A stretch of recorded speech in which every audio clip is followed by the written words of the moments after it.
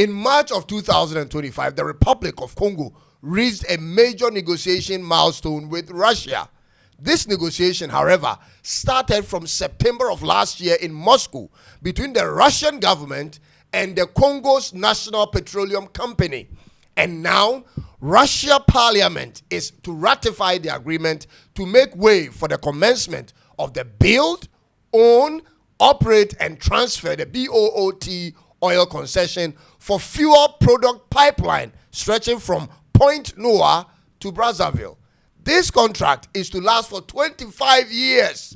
And in that time frame, ladies and gentlemen, Russia is to contribute the capital, equipment, and personnel in exchange for 90% stake of the revenue from the project. And Congo gets 10% stake by providing the land and the regulatory access. Meaning, the moment it's given Russian parliamentary approval, Russia will build the pipelines, own it for 25 years, operate it, and after 25 years, transfer ownership to the government of Congo. This is not about building an oil refinery. It's about building a distribution pipeline.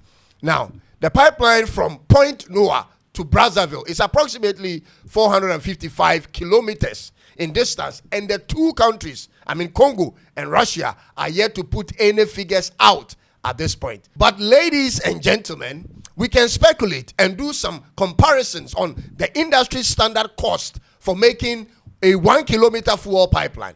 Currently, there is a pipeline being built between Uganda and Tanzania called the East Africa Crude Oil Pipeline. It is about 1,443 kilometers long, and every kilometer of that construction is estimated to cost $3.5 million to $4 million.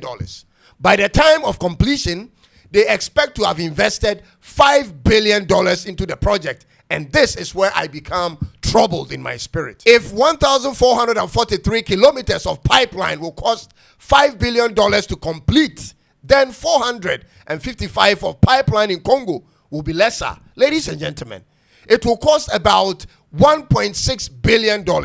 This is the figure to work with. This amount is the reason Congo is speaking to Russia to come in. And $5 billion is the reason why Uganda and Tanzania have agreed to Australia and China to build their pipeline. And this is where I'm totally frustrated, ladies and gentlemen. Because if raising these figures are so hard for an African country endowed with all the mineral resources you can ever think of, then it's either we change leadership altogether or not even touch the project in the first place.